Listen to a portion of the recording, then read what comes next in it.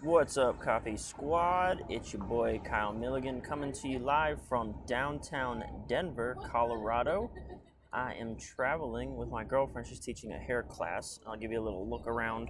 We're at this really cool area called 16th Street Mall. See that sign, 16th Street Mall? So it's like this, basically, I guess it's like a sprawling mall that just kind of goes forever. It's like a whole street, but it's really cool out here. And I've been to Denver twice and I loved it both times. Today I want to talk about this breakthrough I kind of had about writing copy, right? It's such a vague thing to have a breakthrough, but as I said it, I kind of realized how weird that was. But essentially, I had a breakthrough about the actual process of writing copy, and I kind of broke through like a bit of a barrier that I've been struggling with. Was able to get a bunch of notes, like an outline and very important points or beats for a promo put down on paper, which was big for me because if you've watched the last couple lives that I've been doing, I want to kind of refer to them a little bit too. A couple days ago, I did a live called Copywriting Isn't Very Fun, and basically that was about kind of the challenges of whenever you're a copywriter, sometimes you kind of have to dream up the product and the USP and basically the entire copy platform for the client or project or blah, blah, blah. And it's very difficult when they don't have like a defined product or why their product is unique to kind of figure that out for them. And then also, because you got to know the market very well and you got to know the product very well and kind of tie those two together. So it's kind of a challenge. And sometimes it's like all on you, the copywriter, and they're just like, hey, that's why we pay you, right? So that can kind of get a little frustrating sometimes. But so that was something I did a couple days ago. And, so I just want to, tell you that I basically do these lives based on like what I'm doing and working through in copy. So I've had a breakthrough. Like I said, I got a bunch of stuff on paper that I'm excited about. I'm gonna tell you how I got it down, how I was able to kind of have that breakthrough moment where I had a bunch of things like, okay, I can put this in the promo, this will be my angle, this will be my USP, this will be my big idea, and those kinds of things started to come to fruition on an airplane on the way here, right? So I was kind of just stuck and bored, and I was able to do that with like no internet, nothing really well, I did have a little bit of help. I'll tell you about how I did that too. So essentially, this is about how to start writing copy, and I mean that literally. Like, I almost wanted to title it How to Get Started in Copywriting, because I'm not talking about like the profession, how to become a copywriter. I'm talking about like literally how to get started writing your copy. This isn't like about again, it's not like a career change or anything like that. I'm not talking about the profession side of it. I want to talk about doing the work.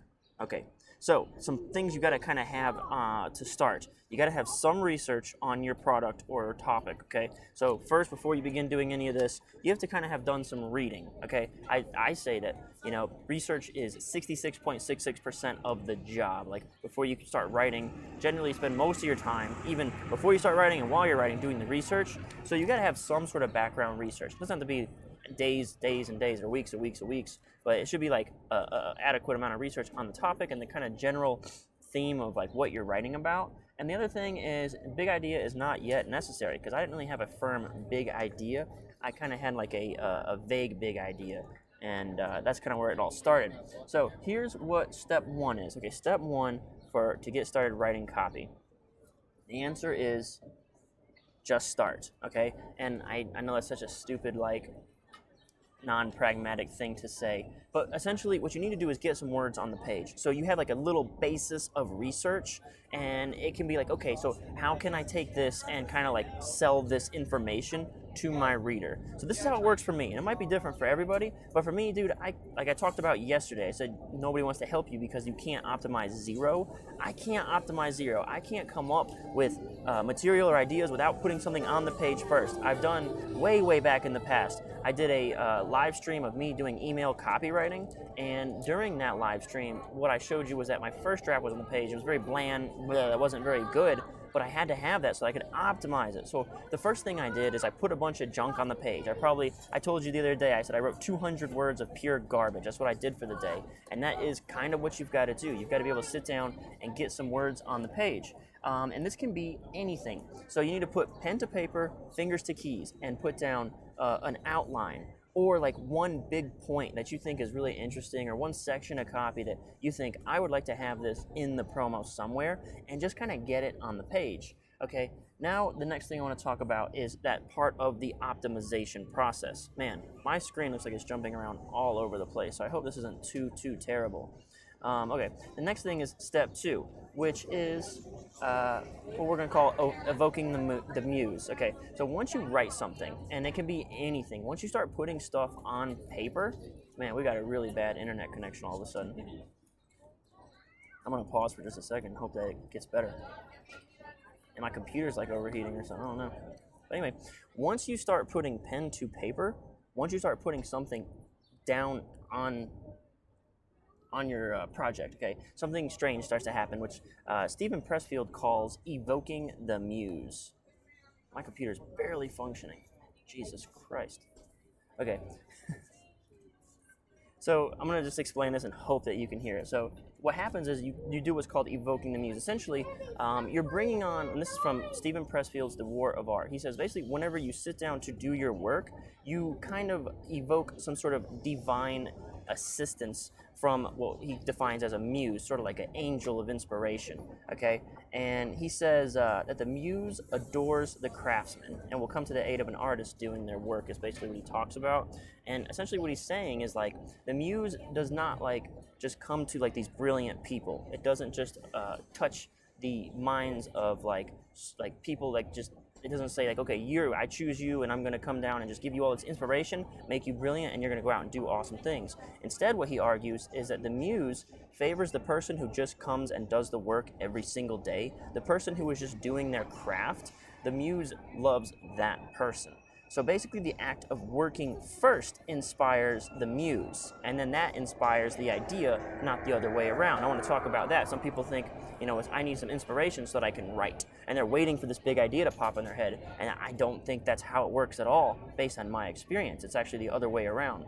Once you start working, the muse comes down from heaven and works through an artist. So whenever you have like this big idea, it's the same thing as like optimization. Like yesterday I talked about someone helping you. Well, the muse wants to come down and help you, but the muse does not want to come down and help you if you haven't done anything.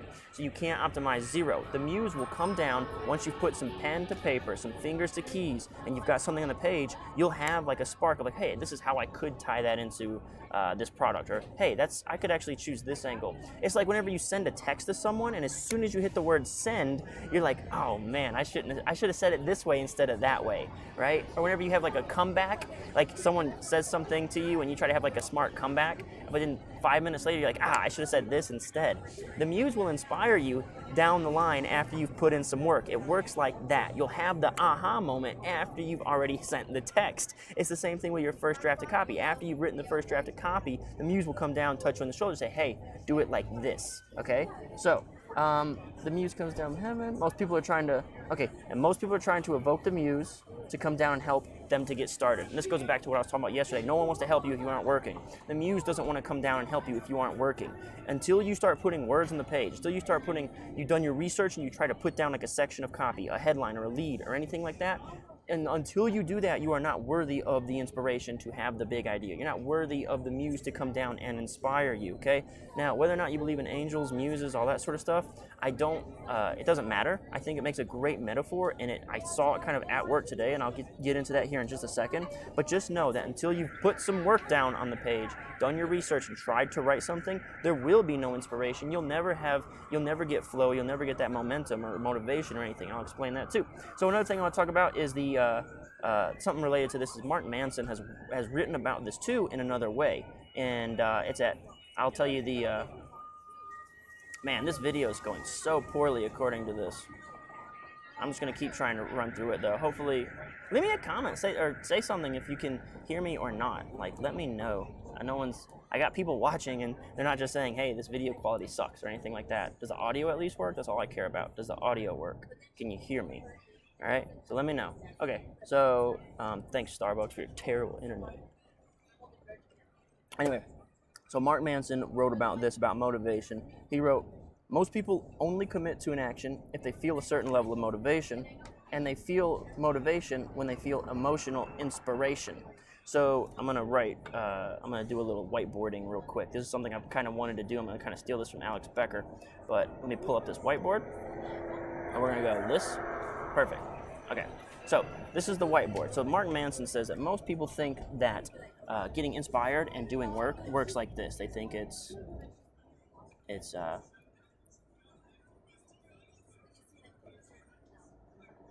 inspiration,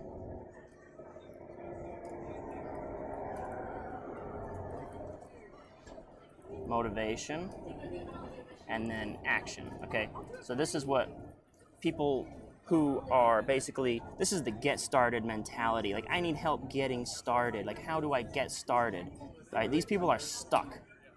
All right, because you're not doing anything. All right, and I'm gonna explain how to get out of this rut. And what Mark Manson says is that this isn't just a linear progress of, oh, I got inspiration, now I'm motivated to write, so I'm going to write. Instead, what Mark Manson says is this is a cycle. This is a cycle that looks like this. And he says you can hack this cycle by starting at the end. You can start at action, and you can come all the way back. Like, once you start the action, it will cause inspiration. That's what Mark Manson argues, okay? And Steven Pressfield inside of Do the Work, not Do the Work, but what's he call it? The War of Art. He calls this part right here where you go, where action inspires inspiration. He calls it evoking the muse. Got that? So you see how that works? So Mark Manson came up with this, or I saw it on his blog at markmanson.net/do-something. I can put that in the notes, I guess. But basically, Mark Manson said that everyone thinks it's inspiration, motivation, action. But what you really got to do is you can start with the action, and it will inspire inspiration. The same way that Steven Pressfield says in The War of Art, that doing things, like doing the work, calls upon the muse. It evokes the muse. It gets the person, or the angel, or the inspiration, the goddess, whatever, to come down, and because the muse adores the craftsman, okay? So step one is, for getting started writing your copy, is to just start writing your copy, okay? That's the action part of it. You gotta have some action in there. All right, Dylan says, audio is solid. Awesome, thank you so much. I'm like over here just like, is anybody hearing me? Like, trying to do this live. And it's like totally as derailed. It would have been a lot smoother if I wasn't thinking that in the back of my brain this whole time. So step one is to take action, right? So now you know that the order is this. The order is first, one, take action. You need to start writing something, okay? So I'm gonna tell you how I did that here in just a second, how I took action, and you don't really have to try too hard at this point. Like, you just need to do something. I'm gonna explain easy hacks for that in just 1 second. So step one is to take action. Then step two actually comes from Steven Pressfield's other books. Like, one book is called Do the Work. That's where he talks about this. In the book Do the Work, which is a follow-up to The War of Art, he talks about stay stupid, trust the soup. He calls it trusting the soup. And basically, this is trusting the soup, where you have to trust this soup that taking action will evoke the muse, okay? Trust the soup. And I forget what that means, what the soup is, but he also says, I'll give you another example of how he explained that. In another one of his books called Turning Pro, he talks about trust the mystery. And essentially what he did is he explained that people who are going through improvisation, one of their biggest fears is they're going to get on the stage and they won't know what to talk about. Like, they'll just run out of material or something like that. And there's a famous improv coach who basically explains you need to trust the mystery. And the way they do this is they have this exercise where there's a box, okay? There's like an imaginary box. Now you open the box and you look inside. What's inside the box? There's always something inside the box when you think of it like that. Like, it's an imaginary box, you imagine it, someone told you to open it. Whenever I tell you to open it and look inside, you can tell me what's inside that box.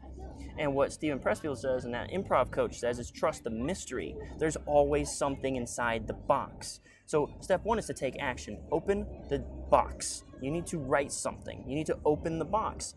Step two is to trust the soup, trust the mystery. There will be something inside the box once you start writing, okay? There will be something inside the box, and that will call down the muse. And it's at that point where you'll have all these sparks, flashes of inspiration, and you'll be able to write the copy, right? That's what we're always talking about. Like, this isn't like, again, this is not a live about how to get started in the profession of copywriting. This is how to get started writing the actual copy, okay? And again, people who come to me with questions like, how do I get started? You don't have a problem. I can't optimize zero, and the muse will not come to you anyway, so it won't work. It won't help you, okay? So I want to talk about my experience here recently, what we did. I was on a plane, and I actually listened to this book, Turning Pro, on the plane, and I finished it, and I was like, okay, I'm gonna go work now. I'm gonna go write something. And what I did is I did my daily practice, which is read a piece of copy, write a piece of copy, and come up with an idea every day, right? So I preach that nonstop. And I'll show you a little bit about that. So Let's go here. Okay, so read a piece of copy, write a piece of copy, come up with an idea a day. So what I did is I went to a sales letter, this sales letter by Jake Hoffberg called Sale of a Lifetime, and I just wrote down his lead. I just copied the lead from start, like here's the start of the headline, and I went straight down until I filled up the page, okay? And then from there I took out my little blue pen and I started marking up like how he structured it and like what he did inside. And the margins here, I kind of like marked up what was going on inside this. This is an old promo. It's a really successful one that he wrote. And so I'm like, okay, what's he doing? And through reading his stuff and having some of my own research done and a kind of dry piece of copy that I'd already written that wasn't salesy at all, it was just information on the page. I'd already done that. I already told you like 3 or 4 days ago, I've written 200 words of garbage, right? So then I started reading his stuff here. And you see all these things are actually kind of like ideas, like, oh, how could I do cred like he did? And they see that's the publication code. I said for AMU Gold, I could insert the largest subscriptions service in America says XYZ. Like, that's one way I could do cred, because he said America's #1 economist or something like that, right? So basically what I did is I read a piece of copy, right? It doesn't have to be a 40-page promo. You have to read it start to finish. But I read a piece of copy and I wrote one page. I didn't even have to come up with this copy. I just copied it off of what Jake Hoffberg did. And then I came up with these ideas. See how I hacked this process? And then all of a sudden, I thought about all that research and all that garbage copy I had, and I was able to sit down and crank out like, oh, here's my USP now. Oh, this would be a great, this from the USP. I did a video, I want to say 2 or 3 days ago, and it was about the order of copywriting. So I kind of show you the USP to the big idea, to the big promise, to the sales promotion. And I was able to go, with you talking right there, I can't focus at all. Like, you just started talking. Anyway, my girlfriend just started talking like across the thing on live for her own. But anyway, so basically I started with the USP, and then I was able, with the new information, ideas, and inspiration that I got from reading a piece of copy, writing a piece of copy, coming up with these ideas, I was able to start going through the process of, okay, and if you go back to that video I did like 2 or 3 days ago, it's like the copywriting order, I show you, like, okay, this is my USP, this is my unique selling proposition, and it struck me, it's like, oh, I can make this unique about this thing. And again, it all came from, and it's that step-by-step process, but what it comes down to is like trusting the process. And I'll tell you, it's like trust the soup, trust the mystery, all that stuff that I just said. One of the things that's very difficult for me to do, or was difficult for me to do, I'm gonna switch gears totally, health and fitness. When I started doing the Bigger, Leaner, Stronger program by Michael Matthews and using it to lose weight, I was tracking my macros and doing these exercises.